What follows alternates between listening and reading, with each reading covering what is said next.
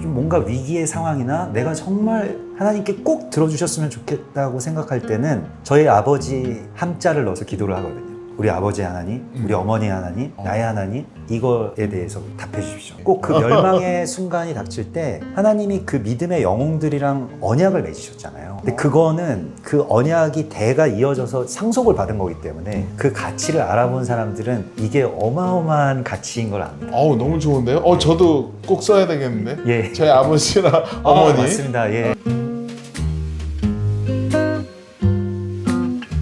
네, 안녕하세요. 롬파리파리입니다. 오늘은요, 특별한 분을 모셨습니다. 왜 특별하냐? 굉장히 유명하지 않으신 분이거든요.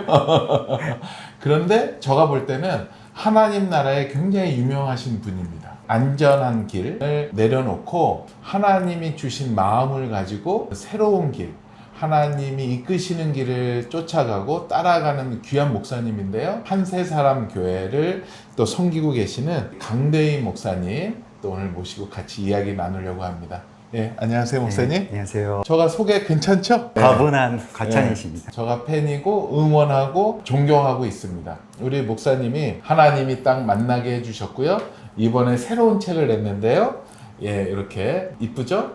예, 한세사람이라는 귀한 책을 가지고 나오게 되었습니다. 목사님, 그냥 제가 처음서부터 한번 여쭤볼게요. 이 한세사람이라는 게 뭐죠? 한세사람이라는 게 에베소서 2장 14절 15절에 나오는 말씀인데 성경을 실제로 보니까 유대인과 이방인이 그리스도 예수 안에서 하나가 되는 것. 그렇게 될 때 예수 그리스도의 몸이 완성된다. 몸된 교회 혹은 뭐 이스라엘 표현으로는 온 이스라엘이 이제 완성되고 그게 이제 한 몸을 이루는 그걸 한 세 사람이라고 이야기를 하더라고요. 그러면은 우리가 왜 이 한세 사람에 관심을 가져야 될까요? 때가 찼기 때문에 거대한 구속사적으로 보면 처음에 하나님께서 이스라엘이라고 하는 백성들을 친백성으로 택하셔서 장자처럼 마치 모판에 이렇게 심으신 그런 모종처럼 이렇게 자라게 하시다가 그 언약을 예수님 이후부터는 사도들이 이방에 이제 전하기 시작해서 이방의 구원이 충만하게 차면 맨 마지막에 제일 사랑하시는 이스라엘 백성들을 막차에 태우시겠다. 그렇기 때문에 지금 이 마지막 때에 남아있는 성취되어야 될 언약 가운데서 가장 중요한 언약이라고 할 수가 있을 것입니다. 제가 이제 여러 가지 이야기를 듣다 보면 이제 이스라엘에 대한 이야기가 이제 종종 나오게 됩니다. 그런데 굉장히 제가 또 놀라운 것 중에 하나가 우리가 선교를 위해서 이슬람 국가를 위해서 기도하자고 할 때는 좋아하고 하는데 이스라엘을 위해서 기도하자고 할 때 그거에 대해서 좀 한쪽 편으로 보고 이상한 시각으로 오해하는 분들이 있는 것 같아요. 그게 이스라엘이라고 하는 나라를 미워하는 것 자체가 대적이 제일 열심히 해왔던 뭐 대적도 사역을 한다고 하면 그런 자기의 일이었다고 생각이 되고요. 우리 또 그런 역사적인 과거들을 어느 정도는 알고 있습니다만은 이스라엘을 계속 미워하게 하는 어떤 이 영의 흐름이 있는 것 같아요. 실제로 그게 이 나치 광기로 나타나기도 하고 그래서 이스라엘을 향해서 우리가 기도하자라고 하면 그렇게 마음이 또 이렇게 꽉 묶이는 경우가 많이 있는 것 같습니다. 그리고 또 이스라엘을 말씀하시는 분들 중에 우리만 뭔가 특별한 하나님의 뜻을 받은 사람처럼 뭐 그렇지 않은 사람들에 대해서는 조금 평가절하하는 그런 시각도 또 있었던 것 같더라고요. 우리가 유대인들이 갖고 있는 어떤 선민의식을 이스라엘 품다 보면 또 그걸 닮아가는 그런 부분들도 있을 수 있는데요. 사실 이스라엘을 알게 되면 겸손해지는 게 당연하거든요. 왜냐하면 우리가 이 언약의 전부와 주인공이 아니었구나. 내가 동생이었구나. 내가 어떤 면에서는 들러리였구나. 이런 것들을 알게 되기 때문에 사실 되게 겸손한 그 현실을 지금 자각을 해야 되는데 아직 그것은 이스라엘과 원유맨에 대한 개념을 완전히 다 알지 못할 때 그런 일들이 일어난다고 생각이 듭니다. 목사님, 제가 이력을 봤더니 장신, 네. 장로교 신학교, 예. 거기에서 또 신학춘추, 학보사, 학보사, 예. 거기에 편집장님 하셨나요? 네네. 그러면 장신대 학보사라면 가장 보수적이고 학문적으로도 네네. 예민할 수 있는 영역인데 네. 그런 정통적인 길을 가시다가 네네. 어떻게 이쪽 이스라엘 사역, 한세 사람 이쪽에 대한 관심을 가지게 되셨어요? 뭐 보수적인 그런 교단에서 좀 자라고 또 신학도 거기서 공부해 오고 이상한 것들은 사실 다 쳐내는 게 어떤 면에서는 신학이거든요. 그러니까 이단이랑 싸워야 되기 때문에 조금 이상해 보인다라고 하는 거는 일단 이상한 걸로 이렇게 분류를 해놔야 좀 안전하다고 느낀 뭐 그런 신학을 계속 배우고 있다가 실은 규장의 도움도 많이 받았는데 규장에서 네. 나온 여러 책들 처음에는 이제 하늘의 언어 때문에 방언 네. 기도를 다시 회복하게 됐고요. 중학교 때 수련회 뭐 어떤 집회에서 방언을 받았는데 장로교에서는 또 특히 뭐 제가 사역하던 교회는 그냥 엄숙하고 조용하고 방언 기도를 하는 분이 없었거든요. 그래서 방언 기도 안 하다가 이거 정말 하나님께서 주신 것이구나. 그렇게 조금씩 제가 변화되는 모습을 보니까 내가 알고 배우고 있었던 게 전부가 아니고 이게 어떤 면에서는 바울이 그렇게 배설물처럼 버린 그런 좀 교만한 학식일 수도 있겠다는 생각이 많이 들더라고요. 그래서 열린 마음으로 이제 이런 것들에 대해서도 좀 바라보자 이렇게 생각을 하고 있었던 차에 그때 부흥의 여정까지는 제가 규장에서 나온 김우현 감독님 당시에 이렇게 내셨던 책들 통해서 굉장히 많이 영향을 받았거든요. 그래서 실제로 이제 뭐 뵙기도 하고 또 집회도 같이 참석하기도 하고 하면서 이스라엘에 대해서 자꾸 말씀을 하시는 거예요. 그래서 여기까지 가고 따라가기는 참 어렵겠다. 왜냐하면 주변에 시선도 있고 이상하다라고 하는 그런 한번 낙인이 찍히면 그 다음부터는 이를테면 밥줄이 끊길 수도 있기 때문에 그래서 이건 좀 응원을 해드릴 수는 있겠지만 아니 여기서 멈춰야 되겠다 이렇게 생각을 하고 있었죠. 근데 그때 이제 하나님께서 여러 사인들로 막 되게 강력하게 부르셔가지고 그때 책에 봤더니 1111 예, 1111 이게 1111 계속 보이고 이제 로마서 그 11장 11절에 예, 말씀이거든요. 근데 저는 이제 저도 로마서를 굉장히 좋아해서 신학교 다닐 때도 로마서는 8장까지만 있으면 되지 않나? 8장에서 이미 정점을 찍고 완성이 됐는데 9장에 보면 내가 이제 좀 내 아픈 사실을 고백해야 되겠다. 바울이 이렇게 이야기하면서 이스라엘이 내 정말 아픈 손가락이다. 그러면서 그 이스라엘과 이방의 관계에 대해서 11장까지 쭉 나가거든요. 네. 근데 그걸 이제 알게 된 거죠. 이스라엘을 우리는 멸망할 만하니까 멸망했다라고 생각을 했는데 그게 아니고 그들이 멸망한 것이 일종의 하나님의 어떤 신의 한 수인데 그들을 일부러 멸망시키는 것처럼 해서 온 열방이 구원을 받고 마지막에 이제 그 사람들을 딱 태우는 그런 하나님의 모략이 그 안에 있더라고요. 그때 바울이 막 무릎을 치면서 일어나서 춤추는 것 같이 로마서 11장 그 후반부에 보면 깊도다. 예, 깊도다 하나님의 지혜와 지식에 부요하며 하면서 막 감탄까지. 예, 감탄하면서 논리적인 글을 쓰던 사람이 막 일어나서 춤추고 노래하는 그런 모습을 보게 됐거든요. 굉장히 큰 비밀인데 그냥 개인 구원이라고 하는 거에 너무 집중되어 있다 보니까 우리가 못 본 거였구나. 나의 중심적인 신앙에 빠져가지고 하나님의 마음을 잘 알지 못했구나. 철이 없었구나. 나만 알았구나. 이런 생각을 하게 되고 하나님의 눈동자와 같고 또 하나님의 이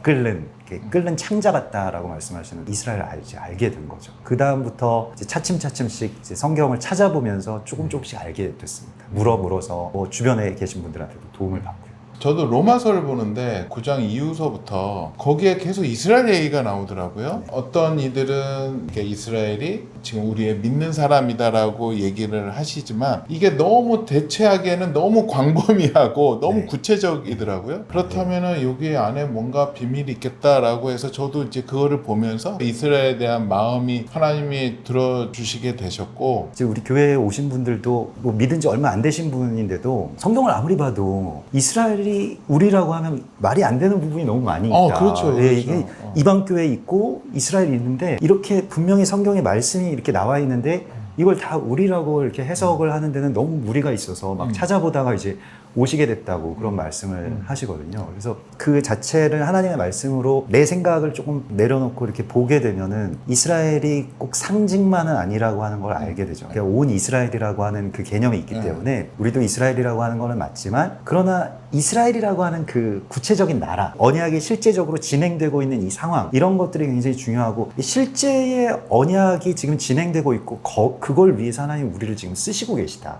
마치 초대교회의 사도들이 그렇게 생각하고 믿고 사역했던 것처럼 이제 그런 문이 열리게 되더라고요. 그러면요, 목사님, 저 한 10분을 딱 드릴 테니까 지금 이제 이 영상을 보시는 분들이 왜 이스라엘을 위해서 기도를 해야 되고 이스라엘에 대해서 어떻게 시작을 하면 좋을지 성경적인 이유와 함께 말씀해 주시면 그거를 듣고 우리 구독자분들이 판단하시면 좋을 것 같아요. 일단은 우리가 이스라엘을 품고 또 이스라엘을 위해서 기도해야 되는 결정적인 이유는 그들이 우리의 뿌리라는 겁니다. 그게 이제 성경에 나와 있는 이야기이기 때문에 그 로마서 몇 장? 11장에 예. 뿌리가 거룩한즉 가지도 거룩하니라 이렇게 말씀하고 있거든요. 그래서 거기서의 뿌리는 예수님을 지칭한 건 아니고 아닙니다. 이스라엘. 이스라엘. 예, 그러니까 로마서 11장은 이스라엘에 대한 이야기예요. 얘기. 이스라엘을 하나님이 버리셨느냐. 근데 하나님의 은사와 부르시면 결코 후회하심이 없느니라. 그것도 사실 우리 이야기로 받았잖아요. 아, 하나님 그래. 나를 부르신 거 후회 안 하시지. 나를 부르신 이야기도 맞지만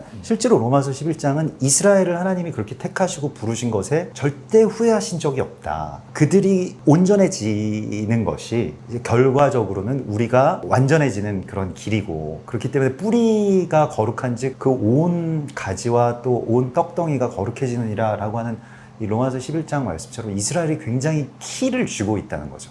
사단은 그래서 이스라엘을 어떻게든 없애면 나머지 가지는 볼 것도 없으니까 시간만 지나면 이제 다 말라 비틀어질 테니까 그래서 이스라엘을 없애거나 혹은 완전히 정말 완악하게 만들거나 지금도 그러고 있고, 그렇기 때문에 많은 기도하시는 분들이 함께 이스라엘을 위해서 기도하는 게 정말 너무 필요한 것이고요. 또 예루살렘의 평안을 위해서 기도하라라고 하시는 말씀이 있었고. 시편의 말씀에서 그게 이제 우리의 평안이 되고, 이제 그렇기 때문에 이스라엘이라고 하는 실제적인 나라, 상징만이 아닌 실제적인 나라와 백성들을 위해서 우리가 기도해야 되는 것이고요. 또 다른 측면에서는 에베소서 2장 15절의 말씀, 우리 한 세 사람이 거기서 나온 말씀이거든요. 근데 예수님이 십자가에 달려서 돌아가시고 그 십자가 사건이 우리 가운데 주는 의미가 그냥 우리가 죄에서 구원을 받았다라고 하는 것에서 그친 줄 알았는데, 에베소서 2장에서는 그는 우리의 화평이신지라 라고 말씀을 하시면서 전에 원수된 것을 십자가에서 소멸하셨다. 그래서 아 그래 뭐 원수 맺는 건 뭐 누구 미워하는 거 이런 거 소멸된 거구나 이렇게 생각하는데,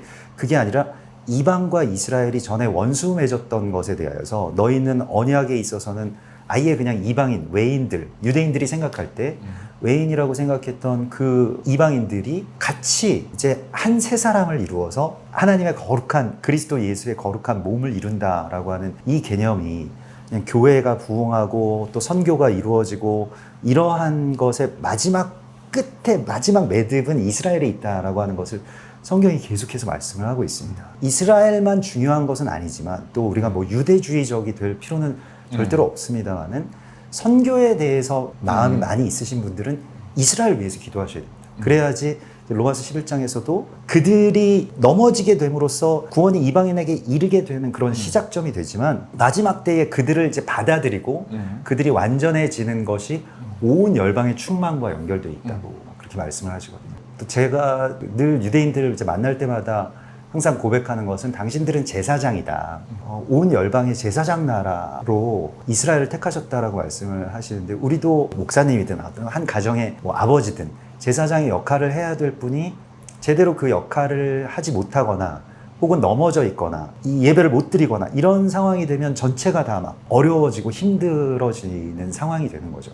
근데 이스라엘이 열방의 제사장으로서 마치 목사님들께서 성도들을 위하고 막 생각하고 어떤 문제가 있으면 찾아뵙고 기도하고 하는 것처럼 유대인들이 좀 우리에 대해서 그런 회복이 일어나야 된다라고 생각이 됩니다. 근데 그렇게 될 때 온전한 예배가 드려지게 되고 다윗의 장막의 회복도 거기에 있다라고. 다윗의 장막하면 24시간 뭐 예배 운동만 이렇게 생각을 많이 해왔는데 아모스서 9장 11절의 말씀에서도 다윗의 장막의 회복이 다윗 왕조의 회복이 아니라, 이상하게 에돔은 이제 이스라엘과 다른 나라거든요. 완전히 이방 나라인데 그 에돔의 남은 자를 기업으로 얻게 할 것이다. 그래서 이걸 나중에 성령을 받은 마가의 다락방에 성령을 받은 그 사도들이 방언을 할 때 이방 나라의 말들을 하기 시작하지 않습니까? 그때에 이제 베드로 사도가 설교했을 때 이게 다윗의 장막의 회복이다. 근데 이방인들이 지금 우리의 기업이 되는 그런 일들이 일어나고 있고 다윗의 장막은 이거다. 그러니까 다윗의 혈통의 어떤 왕조의 부흥뿐만이 아니라 부활뿐만이 아니라 이게 우리의 다윗의 장막의 회복이다. 이렇게 이야기를 하고 있죠. 그 예배에 있어서도 이 원유맨의 예배라고 하는 것이 너무나도 중요한 어떤 열쇠가 됩니다. 네. 그 말씀에도 있지만 빚을 지고 있다라고 하셨잖아요. 예, 로마서 이제 15장 예, 로마서 27절의 말씀. 우리가 좀 빚진 자의 마음을 이제 회복해야 된다. 네. 유대인의 유익이 무엇이냐라고 할 때 처음은 그들이 이제 말씀을 맡았고 그걸 목숨 걸고 그걸 어떻게든 기록하고 봉인하고 지켜가지고 우리에게까지 전해 주었거든요. 우리에게 그런 은인이라는 거죠. 근데 그 은인들에 대한 어떤 빚진 자의 마음을 가졌으면 이 로마서 15장 27절에 보면은 그것을 육적으로 갚는 것이 마땅하니라. 그러니까 우리가 다 빚진 자인데 특별히 유대인들에게는 초대교회 또 사도들 사실 이스라엘만 알고 유대인들만 알던 사람들이 이방에 나가가지고 목숨을 걸었거든요. 그리고 다 순교하시고 순교자의 피를 각국에 뿌리시고 이제 그러한 것들이 이제 우리가 정말 많은 빚을 지고 있는 거죠. 그래서 거기에 대해서 어떤 뭐 영적인 것 아니고 실제적으로 만나서 위로하고 또 찾아뵙고 또 격려하고 넘어진 사람들을 일으키고 이게 이제 우리가 해야 될 지금. 그래서 제가 그 말씀을 빗대어서 카피가 이렇게 나왔습니다. 우리는 영적인 빚을 갚아야 한다. 네. 당신은 이스라엘에게 진 영적인 복을 갚은 자로 하나님의 말씀과 복음의 빚진 자의 고마움으로 섬겨야 한다. 네. 아, 너무 좋습니다. 카피 괜찮습니까? 아, 너무 감사합니다. 네, 딱 네. 가지고 있었던 그 네. 마음. 그러면은 이제 우리가 이스라엘을 위해서 골방에서 기도할 때 이스라엘의 어떠한 구체적인 거를 놓고 기도하면 좋을까요? 일단 제일 유명한 히브리어 단어가 샬롬이잖아요. 샬롬. 샬롬. 네, 그래서 이스라엘에 평안을 주십시오. 그렇죠. 이스라엘에 지금 평안이 완전히 깨져 있는 곳이거든요. 그렇죠. 그래서 거기에 뭐 여러 가지 아직도 테러도 일어나고 또 팔레스타인과 분쟁도 있고 예루살렘 성전은 뭐 각 세계 종파들 다 들어와서 그렇죠.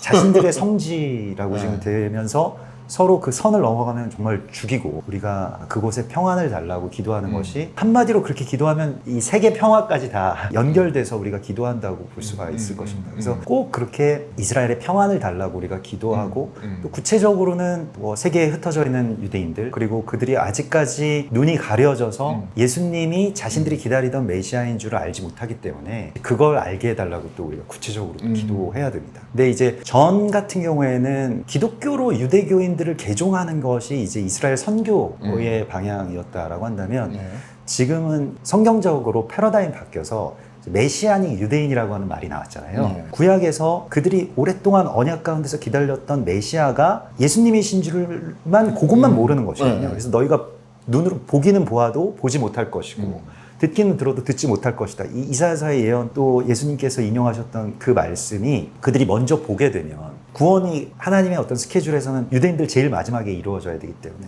그들이 먼저 보게 되면 이방의 구원이 이르는 것이 또 하나님의 전략이 틀어지기 때문에 이제 그들의 눈을 어떤 부분에서 가려놓으셨는데 이제는 좀 열려야 될 때가 왔고 그래서 유대인들이 예수님이 자신들이 그렇게 기다렸던 메시아라고 하는 걸 알게 해주십시오. 이런 기도를 하면 참 좋습니다. 일단은 그 두 가지로 시작을 하면 되겠네요. 맞습니다. 네. 그 다음에 이제 또 하나님이 구체적으로. 부어주시는 마음들 네. 또 있으면 또 네, 기도하면 네, 네. 되고. 그리고 저는 이스라엘에 대해서 참 마음이 확 들어왔던 게 이제 그걸 놓고 기도를 하다가 이스라엘 한번 갔었어요. 성지순례를. 그래서 여러분들도 성지순례 꼭 한번 가셔야 됩니다. 이거는 뭐 이스라엘을 둘째치고 나서 성경을 우리가 봤으면 이게 실제로 봐야지. 저는 성지순례 가서 너무 정말 기뻤고 눈물이 났던 게 그때 이제 저 혼자만 가게 돼서 집사람한테 이제 문자를 보내는데 지금 갈릴리에서 가나를 지나 예루살렘으로 올라가고 있어. 저 문자를 보냈어요. 아무 생각 없이. 근데 딱 보는데 저가 성경 속에 들어와 있더라고요. 그때 눈물이 확 났어요. 이 어딘가의 길로 예수님이 지나가셨다라는 그 느낌이 있으니까 그 시간을 떠나서 그 공간 안에 예수님이 같이 있다라는 생각에 야 이거는 성경 공부 정말로 오래 많이 하는 거 너무 좋고 통독도 너무 좋은데요. 더불어서 성지순례를 꼭 한번 가보는 게 좋다라고 저는 생각이 들었는데 어떠세요, 네, 목사님? 맞습니다. 저도 대표님이랑 똑같은 경험이었는데 네. 처음에 이스라엘 갔을 때 이게 딱 도착해서 쫙 광야길을 따라서 이렇게 쫙 여리고에서 예루살렘으로 가는데 정말 성경이 이렇게 쫙 열리고 그 안에 이제 내가 들어가는구나. 이거는 성경이 그냥 거기서 끝난 이야기가 아니라 실제로 이제 우리의 시대에 하나님의 이 말씀 안으로 하나님께서 우리 삶을 실제적으로 이렇게 초대하시는 거 이걸 알게 돼가지고 그래서 와 이거는 정말 실제 삶과 성경 책과 또 하나님의 언약이 이렇게 연결되는 그 경험을 하게 됐습니다. 정말 감동적인 그런 시간들이었고요. 그래서 사실 뭐 신학교 다닐 때나 뭐 그 전에 사역할 때에도 몇 번 이제 성지순례 갈 기회가 있었습니다. 근데 다 이제 안 가겠다고 일부러 안 갔었거든요. 왜냐면 제가 생각했던 성경의 그 상상, 생각 이런 것들이 실제 보면 되게 깨질까 봐. 네, 깨지면 어떡하지? 그리고 이거 상상으로 구축해 놓은 세계가 훼손될까 봐. 그리고 좀 제가 믿음이 없어가지고 그런 거 다 이렇게 사람들이 만들어 놓은 거 아니야? 뭐 예수님이 뭐 어디 걸어가셨다 그러는데 다 조작된 거 아니야? 뭐 이런 생각들이 있었거든요. 그래서 안 가다가 이제 이스라엘에 대한 언약을 좀 품고 이제 처음 그렇게 들어가니까 정말로 완전히 새로운, 정말 우리 말씀으로 좀 아까 좀 말씀하신 대로 들어가는구나라고 하는 걸 알게 되겠더라고요. 뭐 관광지로서의 어떤 수준을 우리가 그 논할 게 아니더라고요. 근데 뭐 어떤 분들은 또, 그래서 저도 이스라엘 다 같이 가면 다 그렇게 열릴 것 같이 생각이 되는데, 또 어떤 분들은 실망스럽다고 그러시는 분들도 있고, 그래서 그게 때가 있고 성령께서 그렇죠. 이제 마음을 열어주셔야지 되는 것 같습니다. 저는 광야에서 너무 은혜를 받았어요. 저는 광야를 가기 전까지 이스라엘이 하나님을 이렇게 배신하고 하는 걸 보면서 굉장히 제가 손가락질을 했어요, 유대인을. 네. 근데 저는 광야 한번 딱 들어가 보니까요, 유대인이 존경스럽던데 저는 거기에 몇 시간도 못 맞습니다. 견디겠더라고요. 그 네. 뜨거운 곳에 네. 예. 아무것도 물도 없고 아무 길도 없는 곳에서 네. 하나님을 신뢰하고 간다. 야, 그거는 진짜 보면 알겠더라고요. 예, 맞습니다. 예. 저는 이 한세 사람이 하나님이 왜 이거를 쓰게 하셨는가, 네. 저는 그게 또 궁금하기도 합니다. 예. 어떤 마음으로 이렇게 나누시게 되셨어요? 네, 이스라엘을 품고 또 한세 사람이라고 하는 이 메시지를 받고 이제 교회를 하나님께서 이제 개척하게 해주셔가지고 한 12년 동안 이제 그렇게 교회를 섬기고 있는데 너무너무 감사한 일들이 많았어요. 사역도 그렇고 가정도 그렇고, 한세 사람이 이게 정답 요거 하나만이라고 이야기를 할 수는 없겠지만 하나님이 정말 정말 귀한 걸 우리 가운데 주셨구나. 근데 이거에 대해서 뭐 신학교 친구들이라든지 아니면 다른 사역자들이라든지 이렇게 물어보면 좀 답을 그래도 어느 정도로 이렇게 드려야 되는데 설명하기가 굉장히 어렵고 여러 시간들이 걸리고 뭐 여러 성경 구절들도 있고 해서 좀 쉽게, 하나님을 사랑하지만 이스라엘은 아직 사랑하지 못하는 분들이 많이 계시니까 그분들한테 이게 정말 우리한테 너무 필요한 거다라고 하는 거에 대한 하나님의 마음을 조금이라도 좀 소개하고 싶은 마음이 많이 있었습니다. 제가 참 이 책 중에서 제가 굉장히 그 마음에 들었던 글 중에 하나가, 나는 이스라엘 덕후가 아니다. 예. 이렇게 하셨어요. 네네. 아니, 저도 100번 동의하거든요. 그러니까 네네. 우리가 이스라엘을 무조건 추종하는 네네. 그런 사람들이 아니라 네. 결국 궁극적인 거는 한세 사람이잖아요. 맞습니다. 말씀에서 네네네. 나타나는. 네. 그거를 위한 하나의 단계 중에 하나가 이스라엘을 섬기고 또 사랑하고 하는 거죠. 네. 예. 그래서 이스라엘 품다 보면은 유대인들이 되게 똑똑하고 이뤄낸 것들도 많고 성경 뭐 이 토라를 연구하는 깊이도 굉장하거든요. 그렇기 때문에 그런 어떤 사고방식 자체가 되게 다른 것 같아요. 우리가 생각했던 이 서양적인 접근법도 다르고. 접근법이 완전히 다르고, 그래서 되게 새롭게 느껴지고 이거다라고 생각되는 그런 지점이 있는데, 그게 어떤 면에서는 미혹일 수가 있습니다. 예수님을 모르는 채로 너무 오랫동안 그 똑똑한 사람들이 팠기 때문에 오히려 되게 위험한 부분들도 많이 있는 거죠. 근데 그거를 다 우리가 이스라엘이면 무조건 다 좋은 거야 이렇게 받아들여서는 안 되는 것이고, 그들이 예수님을 모르고 해석한 수많은 것들은 사실 예수님을 알게 되면은 완전 다른 답이 나오는 거거든요. 유대인들의 그런 어떤 신비주의적인 경향이라든가 아니면 자기네들 무슨 뭐 탈무드, 뭐 미드라시, 뭐 이런 전설들, 뭐 아니면 자기들의 토론들, 이런 것들은 좀 주의해야 될 필요가 많이 있고, 또 다른 측면에서는 하나님께서 이스라엘 못지않게 이방의 교회도 지금 이제 2000년의 역사를 주님께서 주시고, 또 개혁 교회만 해도 500년 이상 되는 이 역사가 있기 때문에 우리가 유대인들에게 도움 주어야 될 부분들이 굉장히 많이 있습니다. 같이 한세 사람을 이루고 도울 것이 있으면 정말 영적으로 좀 돕고 같이 육적으로도 돕고, 이런 것이 이제 우리에게 필요하다고 그러니까 우리는 성경에 의거하여. 맞습니다. 그죠? 네. 특별히 이스라엘에 대해서는 이게 마치 등반을 하면 고산의 가장 마지막 지점에 정말 위험한 지점이 있기 때문에 잘못하면 발을 헛디디면 바로 그냥 잘못 떨어지는 경우도 많이 봤거든요. 그렇기 때문에 여기서 주의가 필요한데, 철저하게 대표님 말씀하신 대로 성경적이어야 되고, 너무 무슨 뭐 언약적 계시 뭐 이런 마음이 있다 이런 것보다 그렇게 됐을 때 성경에서 그 말씀하고 있는가, 이것에 대해서 보아야 체크가. 되고, 체크가 되어야 되고, 신학적으로도 뭐 신학은 나중에 뒤따라가긴 합니다만은 신학적으로도 이걸 그 미국 쪽에서는 이 신학자들이 움직이기 시작하고 있는 것 같더라고요. 그래서 네. 원유면 신학이라고 하는 것들이 뭐 유대인 계통의 신학자들 뭐 중심으로 해서도 이제 일어나고 있고 신학적인 것들도 어느 정도 정립이 돼야 되는 시기에 좀 왔다고 볼 수 있죠. 목사님 거기 이제 교회 유튜브를 봤더니 토라 포션? 네네. 그래서 매일 새벽 예배를 네. 그 토라 포션에 대해서 한번 좀 얘기해 주시죠. 그 토라 포션은 뭐 간단하게 이야기를 하자면 이제 성경을 그러니까 공동체에 토라면은 모세오경. 모세오경이죠. 네, 오경을. 네, 모세오경을 유대인들은 이제 완전히 그 핵심 코어로 생각하는 게 다른 책들은 성령의 감동을 받은 어떤 저자들이 썼지만 성경적으로 이제 문자적으로 해석을 딱 하면 모세오경은 하나님이 모세에게 주셨다 이렇게 이제 믿는 거죠. 네. 그리고 굉장히 중요한 어떤 핵심으로 보기 때문에 그걸 가족들이랑 같이 읽고 특별히 자녀들이랑 같이 이걸 같이 얘기하는 거가 토라 포션의 공동체적인 성경 읽기입니다. 그러니까 큐티는 좀 개인적인 묵상 또 그 묵상의 결과를 사람들과 나누기도 하지만 토라 포션은 그 자체가 그냥 처음부터 같이 읽고 같이 막 떠들면서 얘기하고 또 여기에서 하나님이 우리에게 어떤 말씀을 주셨는가 이런 공동체적인 성경 읽기죠. 근데 이제 우리 교회에서 하게 된 이유는 유대인들이 매일같이 그걸 보고 있으니까 같은 본문을 네. 전 세계의 유대인들이 다 그걸 보고 있으니까 아 그래요. 전 예, 세계에서 네. 그냥 그 성경 요일마다 읽기표가 딱 똑같습니다. 아, 토라 그래요? 포션 예. 그냥 1년 365일로 딱 예, 나눠진 거예요. 계속 그러면 돌아가죠. 1년에 그 모세오경을 다 띄는 거예요? 아니면은 네, 넘어가기도 모세오경을 하는 다 거예요? 띄고요. 1년 코스로. 예, 그러면서 이제 거기에 연결되어 있는 이 예언서 네, 네, 본문들 네. 또 이제 예수 믿는 유대인들 같은 경우에는 이제 신약 본문도 같이 연결해서 이제 아, 읽고 예, 그렇습니다. 그래서 우리가 같이 보면서 유대인들이랑 아예 예수를 믿지 않는 유대인들, 뭐 정통 유대인들도 토라 포션을 매일 하니까 네, 네. 이제 그 주에 가서 이번 주 토라 포션 이거 뭔데?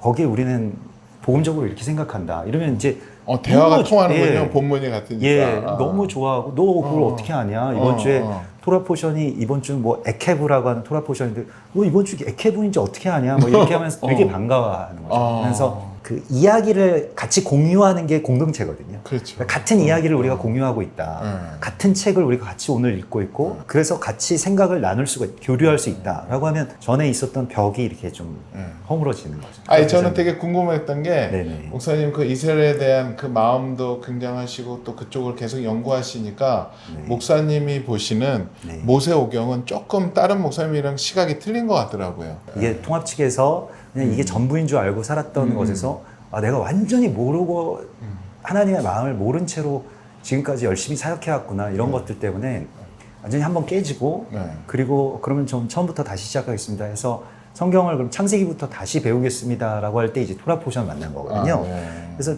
창세기부터 다시 배우는데 성도분들이랑 같이 이제 매일 아침 나눠 먹으면서 이제 그걸 조금씩 알기 시작했는데 말씀이 완전히 다른 거예요. 사실 토라의 모든 장면들이 우리가 좀 풀어지지 않았던 부분들이 이거 원리맨 때문에 이런 이야기들이 있었구나 이런 게 굉장히 많이 있고 이방인들이 곳곳에서 이스라엘과 합력해서 선을 이루는 여러 장면들이 나오더라고요. 그러니까 뭐 모세와 그 장인 이드로 또 모세의 처남인 그 이드로의 아들인 호밥 이런 사람들이 계속 때마다 함께 협력하여서 이렇게 그 이루게 되고 뭐 다윗의 중조할머니 그러니까 룻과 보아스도 마찬가지고 그래서 이방과 이스라엘의 연합 이 원유맨의 이야기 이런 것들이 우리가 성경에서 굉장히 중요한 부분들을 그냥 다 가려놓고 빼놓고 보고 있었구나 이런 걸 알게 되고 그러면서 이제 성경이 완전히 달리 보이기 시작하면서 되게 재밌어지더라고요. 볼 때마다 새롭습니다. 목사님이 이제 기존의 그런 우리 장신대에서 공부하시고 또 같이 교제했던 분들이랑 네. 어떻게 보면은 조금 다른 길을 가고 계시는데 목사님 친구분들은 네. 목사님을 향해서 뭐라고 얘기합니까? 예전부터 좀 특이한 줄 알았지만 진짜 특이한 길을 가는구나 뭐 이런 경우도 있고요. 네. 또 어떤 분들은 이제 정말 진지하게 네. 자기도 마음으로 이게 다 지금 이스라엘에 대해서 다 열렸는데 성도들 눈치가 너무 보이고 또 교회가 뭐 규모가 있고 이러다 보면은 갑자기 뭐 이스라엘을 어떻게 이렇게 틀 수는 없지 않느냐, 우리 어떻게 해야 되느냐 그런 질문들도 하더라고요. 그래서 뭐 전적으로 그냥 모든 걸 다 버리고 이스라엘 사역에 뭐 뛰어드는 경우도 있어야 되겠지만은 근데 그렇지 않더라도 이스라엘을 위해서 기도하는 것부터 그리고 최소한 사역의 현장 또 설교의 현장에서 이스라엘을 저주하는 것 때문에 저주를 두면 안 되잖아요. 너를 저주하는 자에게는 내가 저주하리라라고 하신 그 아브라함의 언약이 있기 때문에 이제 그런 것들만이라도 조금 반유대주의적인 것들만이라도 조금 이 메시지에서 좀 조심하고 그런 거부터 이제 우리도 시작해야 되는 그런 부분이고요. 이스라엘을 위해서 기도하는 게 제일 첫 걸음이라고 생각이 듭니다. 네. 네. 제가 이제 제일 좋아하는 단어 중에 하나가 구약을 보면서 경외함이거든요. 아, 예. 하나님을 경외하는 게 저는 가장 궁금하기도 하고 가장 제가 바라는 바고 그걸 찾고 싶어요. 그러니까 성경의 토라에서 얘기하는 경외함은 네. 과연 어떤 건지. 토라에서는 이게 경외를 야레라고 하는데요. 야레. 야레는 두려움이라고도 표현을 합니다. 근데 그 두려움이 그냥 막 무서워하는 게 아니라 너무 사랑하고 소중해서 조심스러운 거죠. 조심스러운. 예, 그래서 두려움과 친밀함이 같이 가게 되는데 이 야레 엘로힘이라고 하는 거 하나님 경외한다라고 하는 것은 하나님을 정말 정말 사랑해서 친근하게만 되는 것이 아니라 지금 봐도 막 마음이 설레고 가까이 가면 가까이 갈수록 그분의 영광을 더 알게 되니까 크심을 알게 되니까 이제 그때는 나 좀 죽을 수도 있겠다 이런 생각이 드는 거죠. 화로다 나여 죽게 되었도다 이게 정말 큰 임재 가운데서 나타나는 거예요. 그래서 그 두려움이 회복되는 게 우리가 너무 편하게 그냥 정말 관객처럼 예배를 이렇게 그냥 한번 보고 오는 그런 팬처럼. 예, 그런 게 아니라 하나님이 여기 살아계시고 그 살아계신 하나님의 실존 앞에 내가 선다. 이게 이제 두려움의 회복이 되는 것이고요. 근데 그 두려움이 좀 신비한 게 그 두려움, 그러니까 그 경외라고 하는 말을 하나님한테만 주로 우리는 많이 쓰는데 십계명에 보면 그 경외가 그 야레 엘로힘을 하나님 경외하고 하나님만을 섬기라고 하는 말씀이 부모를 공경하라라고 하는 똑같은 단어거든요. 야레. 그러니까 경외하라는 말이거든요. 우리 하나님이 예배하는 것을 정말 잘 하시면 그게 삶에 있어서 제일 첫 번째 관계라고 할 수 있는 부모님과의 관계 이런 것들이 이제 다시 회복되는 거죠. 목사님 경외를 설명하실 때 얼굴이 환해지셨는데 예. 그러면 궁금한 거는 개인적으로 목사님은 어떤 방법으로 하나님을 경외하세요? 뭐 제일 처음으로는 예배이고요. 예배. 예배는 마치 이렇게 하나님을 우리가 정말 좋아하지만 또 가장 친밀한 그 관계로 들어가는 하나님을 계속 높이고 경배하고 그러니까 뭐 사람들을 보는 것이 아니라 다윗처럼 그게 핵심이라고 생각이 되고요. 그게 뭐 거기에서 다 한세 사람도 나오는 거고 뭐 다 그렇게 될 겁니다. 또 다른 측면에서 하나님을 경외하는 거는 내가 생각하는 방식대로만 하나님을 믿지 않는 것. 저도 이제 원유맨 하면서 굉장히 많이 알게 된 게 하나님이 이스라엘을 우리에게 그렇게 보여주시고 또 이스라엘 택하시고 또 그런 것들 때문에 우리에게 말씀을 하셨는데 그런 하나님의 마음에 대해서 내가 전에까지 몰랐던 게 너무 그런 죄송스러운 마음이 있더라고요. 그래서 하나님을 경외한다라고 하는 것은 하나님 입장에서 한번 좀 생각하기 시작하는 거. 내 입장에서 계속 요구만 해왔던 그 어린아이 젖먹이 단계를 벗어나서 이제는 하나님이 뭐 좀 아픈 마음이 무엇인가. 뭐 보통 우리가 철든다고 할 때 아버지가 어땠을까 이런 것을 생각하게 되잖아요. 그러면은 이제 목사님이 하나님과의 친밀하게 지내는 목사님만의 방법이 있으세요? 일단 질문을 많이 합니다. 그러니까 성경을 읽을 때 그냥 내 생각이 이렇고 책에 뭐 이렇게 나와 있고 전에 난 이렇게 배웠고 이게 아니라 새롭게 하나님께 하나님 이거 뭐예요?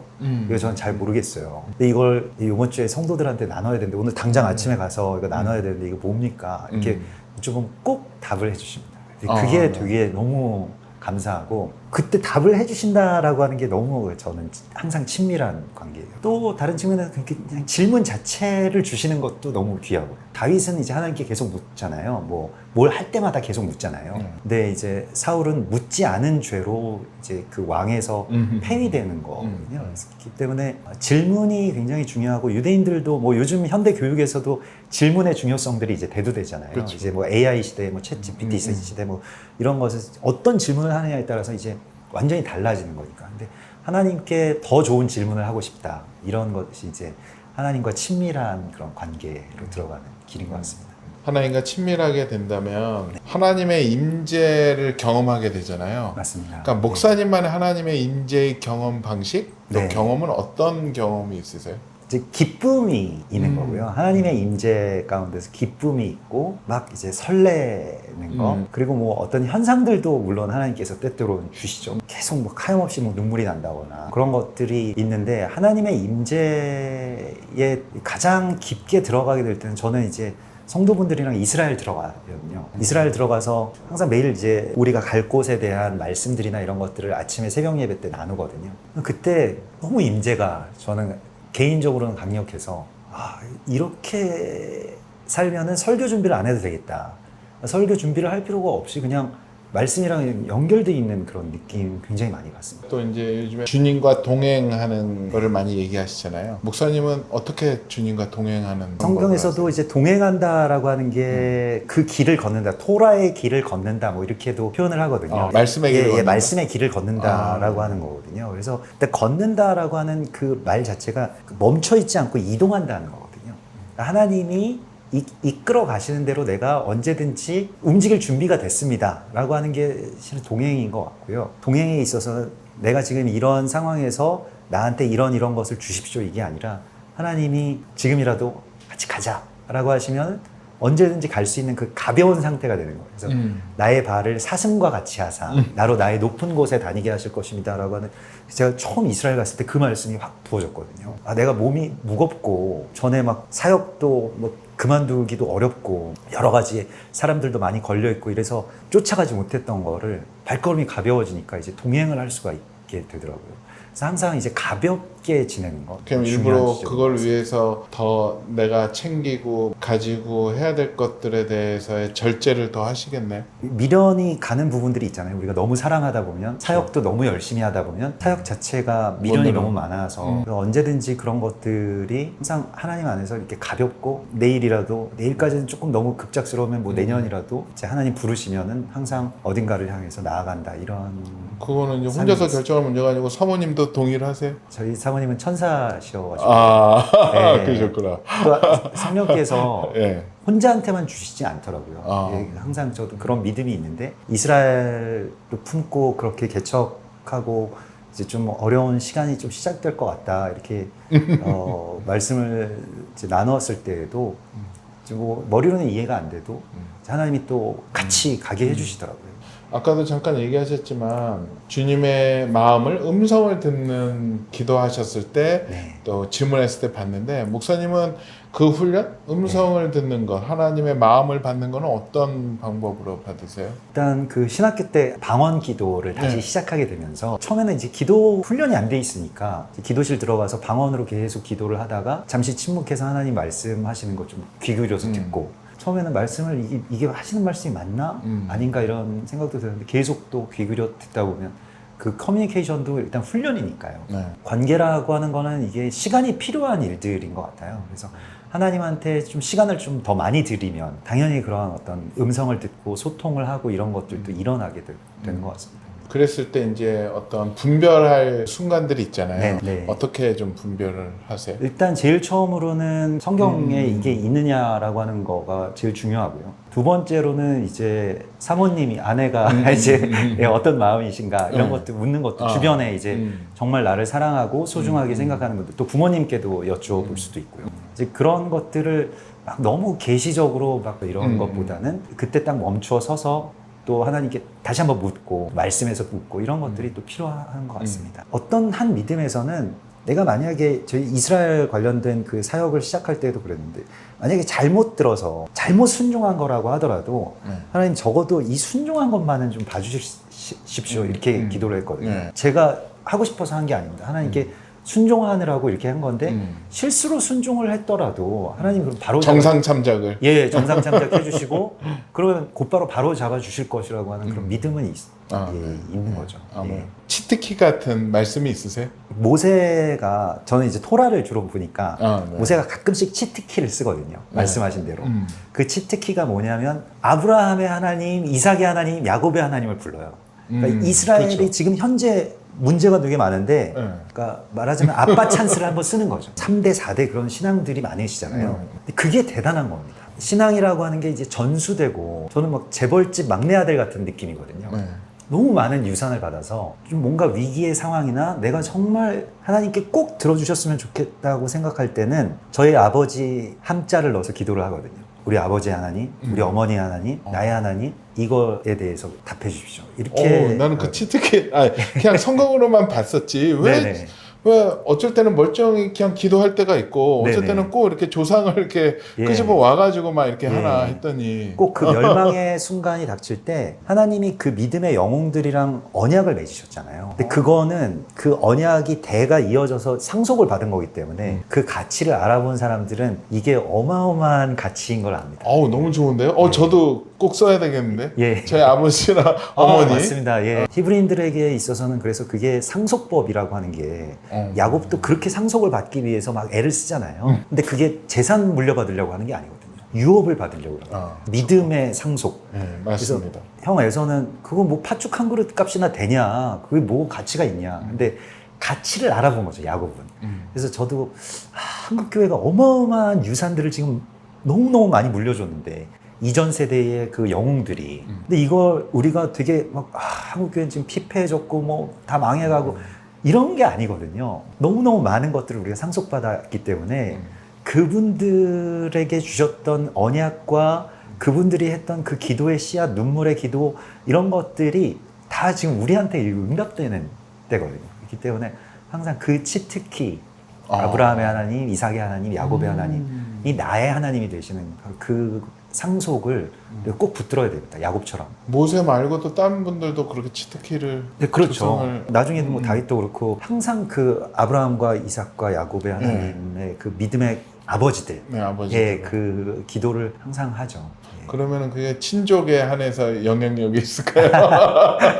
친족이면 제일 좋고요. 아, 그렇지만은 제가 말씀드린 대로 한국 교회가 이미 아브라함 같은 영웅 또 이삭 같은 영웅 규장에서 나온 그 여러 책들을 봐도 또 부흥의 여정의 그런 책들도 봐도 정말 순교자들의 그런 많은 유업들이 우리 가운데 있죠. 근데 그게 막 그냥 헛된 희생이었다 이게 아니라 그 엄청난 피 흘림을 통해. 피 흘림의 유업이 있기 때문에 그게 또 한 세 사람이라고 하는 열매까지 주신 이유이기도 합니다. 오늘 너무 좋은 키를 봤는데 저는 그냥 오늘서부터 그냥 매일 그냥 저희 아버님 어머님 이름을 이미 재벌이십니다. 예. 그러면 자녀들이 이제 여러 명이 있잖아요. 네네네. 그게 어떻게 흘러가는지 갈급한 자에게 그 흘러가게 되는 것이고요. 천국은 그 침노하는 자의 것이라고 하신 말씀이 그대로인데 사실 야곱도 뭐 엄밀히 이야기하면 장자가 아니기 때문에 근데 그 사모하는 마음을 하나님께서 보시는 것 같아요.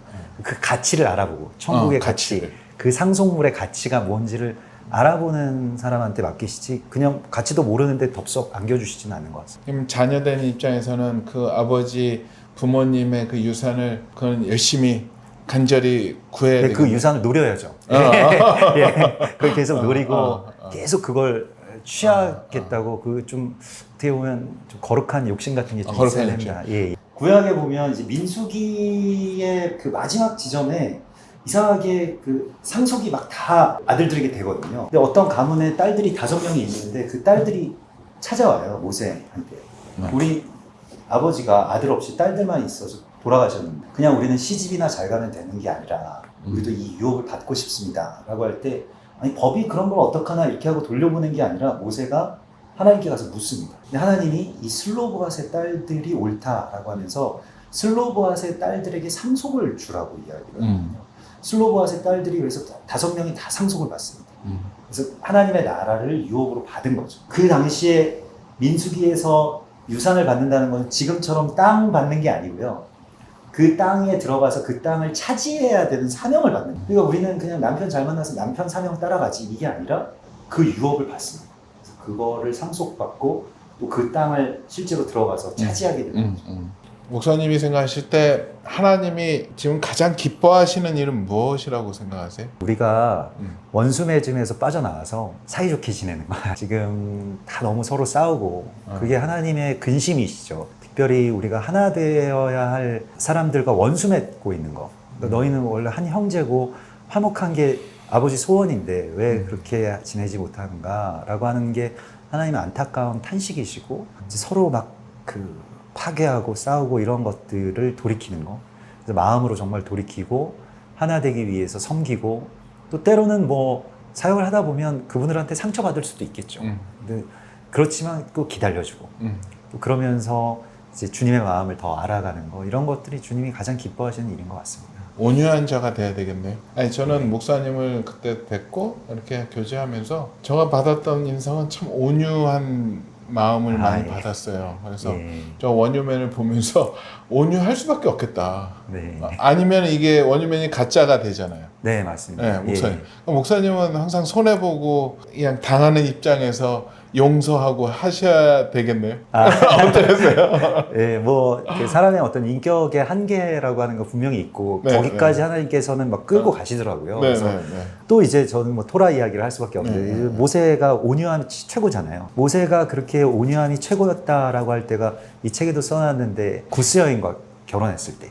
구스 여인과 결혼을 한다는 건 사실 사람들한테는 아예 이해를 못 받는 일이거든요. 노년에 지금 거의 100세 다 돼가가지고 원래 본처도 있고 한데 구스 여인이라고 하면 이제 이디오피아계이기 때문에 피부도 되게 검맣고 누가 봐도 이방인 딱 티가 났을 거거든요. 근데 갑자기 광야에서 사람들 맨날 뭐 이방인들하고 전쟁하고 있고 막 그런 상황 가운데서 이방인이랑 결혼을 한다는 게 말이 안 되는 거죠. 근데 모세가 거기에 대해서 순종했고 사람들이 비방했을 때에도 잠잠하게 또 그분들을 위해서 기도해주고 그래서 같이 하나 된 그런 이 한 세 사람의 길을 거기에서도 이제 보게 됩니다. 근데 마찬가지로 우리도 온유함이라고 하는 거에 대해서는 그런 것 같아요. 이제 토라에 나오는 나병, 성경에서도 예수님이 나병 환자들 많이 치유해 주시는데 나병의 치유가 꼭 같은 거여서 나병이라고 하는 게 내 손가락이고 내 눈동자고 내 코인데 그걸 지체로 인식을 안 할 때 떨어져 나가는 거잖아요. 그래서 뭐 문드러진다라고 해서 뭐 문둥병이라고도 이야기를 했는데 그런 것처럼 서로 이렇게 분리되어 있었던 사람들을 아 이거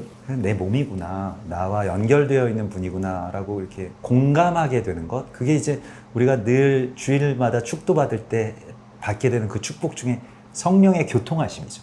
성령께서 그 공감하게 하시는 그런 은혜를 주시는 것 같습니다.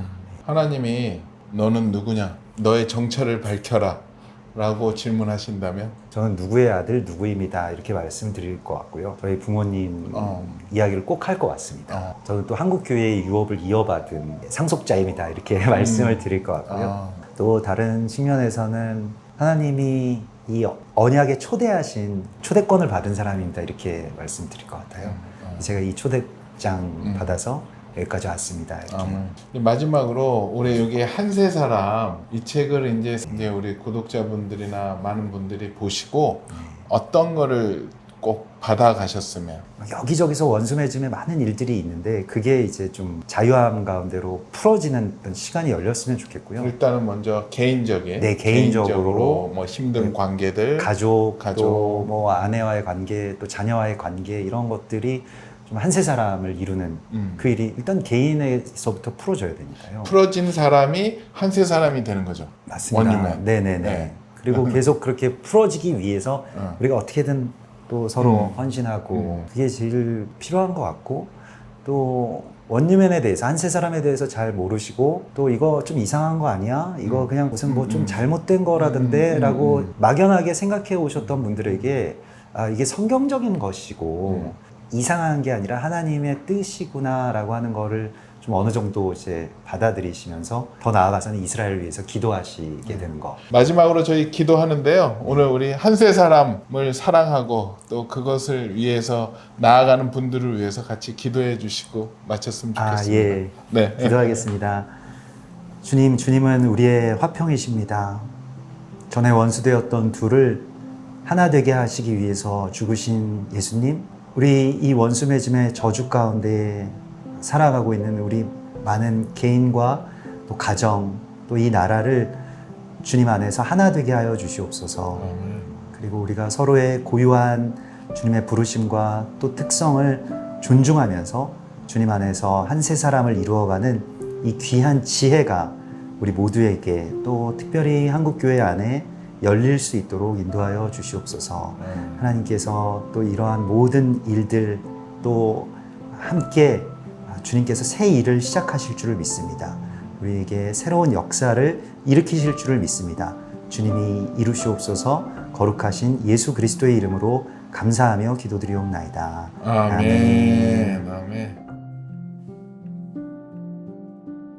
목사님 이 표지가 너무 이뻐요. 이 표지가 목사님 교회에서 어떤 행사했을 때 나왔던 포스터. 네, 그렇죠? 11주년 이제 11주년. 네, 11주년 11월 11일 또 로마서 11장 11절 이거 딱 같은 날이었거든요. 그래서 이왕이면은 이 표지에 들어간 이 그림들이 상징이 있는데 목사님한테 설명을 듣는 시간 가지면 좋을 것 같았어요. 아, 예. 네. 이게 이제 성경책이고 이스라엘에 대해서 뭐 받은 거는 말씀을 통해서 받게 되는 거니까요. 네. 그 말씀의 나라고 말씀을 맡은 자들이고 네. 유대인들은. 그래서 이게 말씀에서 한 세 사람도 나온 거고 또 유대인들은 말씀을 우리에게 전수해 준 사람들이고. 네. 그렇기 때문에 이 토라 또 성경책이 이제 네. 제일 위에 들어가 있고요. 그리고 예, 그 옆에는 이제 이스라엘 나라 지도인데 이게 저는 이제 성소 모양으로 생각하는데요. 온 열방의 중심, 예. 그 성소 가장 중요한 지점이라고 생각이 예. 됩니다. 이제 기도하는 예, 것이고요. 기도. 또 기도인데 이거 손이 두 개가 이렇게 맞닿아 있잖아요. 뭐 예, 서로 연합된 기도를 또 뜻하기도 하고요. 그리고 온 열방의 충만함. 그러니까 이스라엘만이 아니다. 네. 이게 지구본을 지구본. 도는데, 네. 예, 그래서 이게 막 이스라엘 그 한 나라, 그것만 구원을 받는다는 무슨 뭐 일종의 무슨 시온주의 이런 게 아니라 온 열방이 구원을 받는다. 이스라엘이 회복됨으로써. 그리고 그 밑에가 네. 이제 물병인데 가나 혼인잔치에서 물 떠온 하인들만 아는 기쁨이 있잖아요. 아구까지 물을 채워라. 네. 근데 물이 포도주가 된 다음에 가서 따른 게 아니라 네. 가서 따르기 시작하니까 포도주로 변하는 네. 거거든요. 그래서 우리도 뭐 알고 시작한 게 아니라 그냥 하나님께서 하라고 하셔서 뛰어들고 시작을 했고 붓기 시작하니까 기적이 일어나는 그런 것들을 이제 많이 체험을 했습니다. 그 밑에는 뭐 물병에서 뭐 떨어지는 물방울이기도 하지만 이제 눈물이 씨앗이 되고 또 울며 씨를 뿌리러 나가는 자는 기쁨으로 단을 거두고 돌아오리로다. 이 이스라엘에 대한 거고요. 그리고 그 밑에는 이제 쇼파르라고 해서 그 양각 나팔인데 이 양각 나팔이 그 희년과 관련이 되어 있고 또 모리아산에서 아브라함이 이삭을 바칠 때 여호와 이레의 하나님 그 수풀에 이 뿔이 걸려 있었다 이렇게 되어 있거든요. 그게 이제 요벨이라고 해서 그 요벨에서 나온 말이 주빌리 해가지고 희년입니다. 양각나팔 우리는 예배 드릴 때 이스라엘에서 많이 구해와가지고 아이들이 많이 부르고 그래요. 예. 또 그 옆에는 다윗의 별. 그래서 다윗의 별도 되게 연합의 깊은 상징들이 있습니다. 뭐 심볼이기도 하지만 그래서 이스라엘 국가 또 다윗의 별, 또 다윗 왕조 이런 것들에 대한 언약들도 우리가 같이 이렇게 품고 그 위에는 뭐 생명나무 열매 뭐 이런 것들 이제 선악을 안 나무 열매 뭐 이런 거에 대해서 우리가 창세기에서도 같이 토라 공부하면서 이야기를 하는데 이게 무슨 뭐 히브리 신비주의적인 게 아니라 이게 결국에는 선악과를 다시 되돌려 놓자. 선악과는 서로 판단하는 거거든요. 넌 다 좋은데 이거 안 좋아. 이게 선악과를 취하는 건데 이거를 다시 되돌려 놓는다라고 해서 이제 나무 열매 이런 것들을 해놓았고요.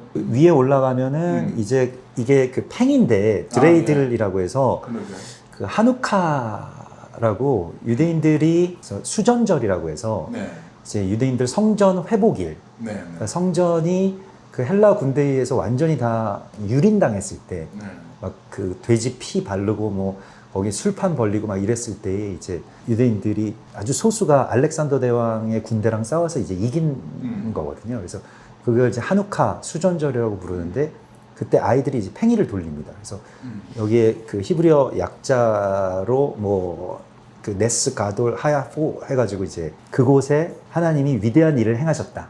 이거 근데 팽이가 이렇게 넘어져 있다가 실제로 움직이기 시작하면 이제 서가지고 돌면서 역사가 일어난다. 이런 걸 그래서 너희들도 가만히 있지 말고 이제 일어나라, 움직여라 뭐 이런 것. 상징하기 위한. 네네네. 그리고 그 위에는 올리브 열매가 있고 이거 올리브 열매를 짜서 이제 기름 만들고 거기가 겟세마네잖아요. 그래서 저희도 이스라엘 가면은 그 올리브유 만드는 공장에 자주 가거든요.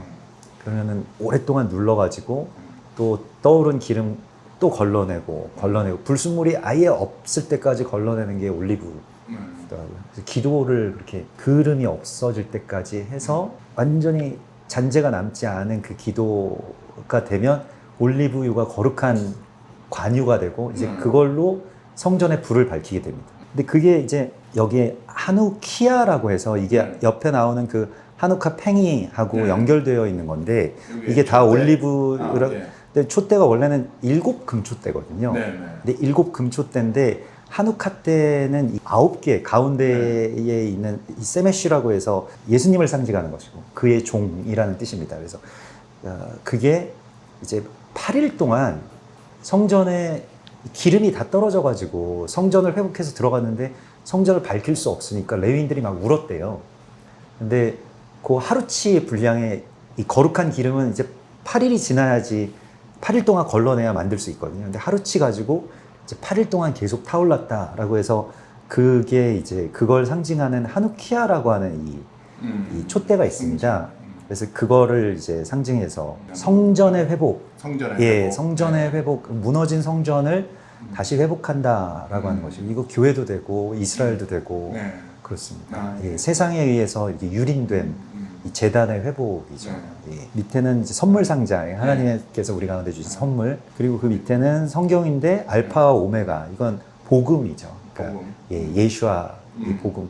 그래서 위에 나오는 이 토라도 십자가 복음이고 알파와 오메가도 복음이고, 그래서 또 이건 진리라고 해서 에메트라고 하거든요. 이걸 히브리 말로는 에메트라고 해서 알파와 오메가 똑같습니다. 이렇게 그 제일 처음 알파벳이랑 끝 알파벳 히브리어로. 그래서 처음과 끝이 되시는 하나님에 대한 거고, 촛불은 뭐 오늘 말씀을 안 드렸는데 그 샤밧, 유대인들이 제일 잘 지키는, 제일 기본적으로 지키는 절기 중에 절기가 안식일이거든요. 일주일에 한 번씩이지만 금요일날 저녁에 이제 식구들 다 모여가지고 식구들은 이제 눈을 가리고요.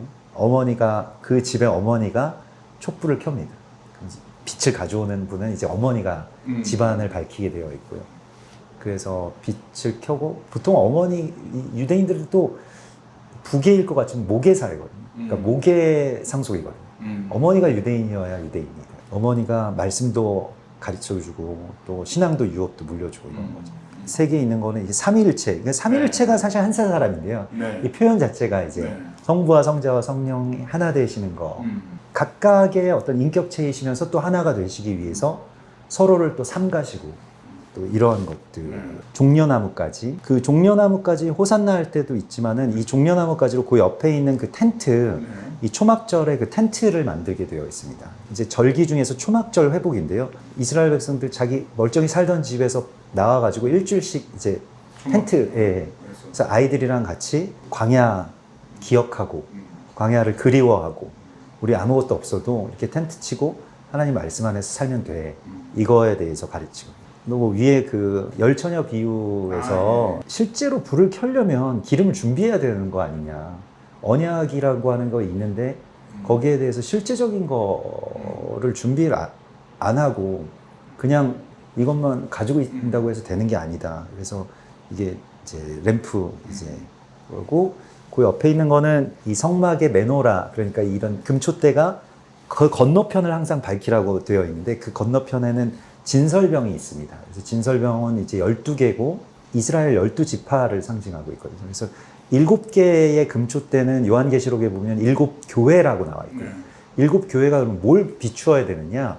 이스라엘의 그 건너편에 있는, 그래서 이게 그런 상징이고요. 이 한반도 이제 뭐 하나가 될 것에 대해서, 또 에하드, 이 통일이 될 거에 대해서, 특별히 이제 평양 동방의 예루살렘이라고 불려졌었으니까요. 또 예배 드리는 거, 찬양하고, 그 위에가 정탐꾼들이 헤브론에서 어깨에 메고 왔던 포도송이. 이 포도송이도 연합의 상징입니다. 에스콜이라고 해서 최초로 아브라함이 가나안 땅에 들어가서 이방인과 연합한 게 에스골 골짜기에서 에스골 형제들이랑 연합을 하거든요.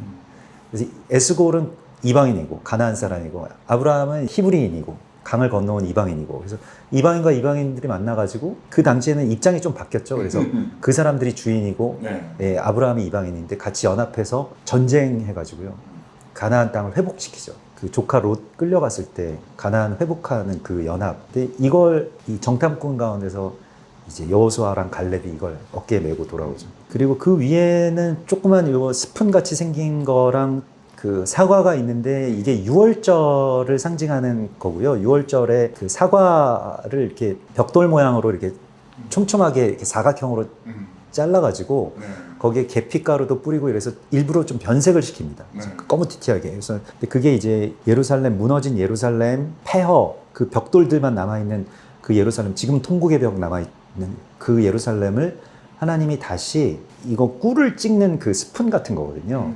그래서 하나님께서 다시 이걸 이 꿀로 이게 연결시켜가지고 꿀 말씀을 뜻하는데 이걸로 다시 이제 예루살렘을 재건하신다 이런 뜻이 되겠습니다. 그리고 가운데 있는 게 이제 하나님의 심장, 이스라엘을 상징하는 그러한 게 되겠습니다. 그래서 이게 다 전체가 일종의 한 세 사람을 상징하는 그런 심볼들, 심볼. 그런 상징들이라고 할 수가 있겠습니다. 그래서 아마 이 모든 의미가 또 이 책 안에 있기 때문에 또 책 보는데 많이 도움이 되지 않을까라는 생각에서 같이 나눴습니다.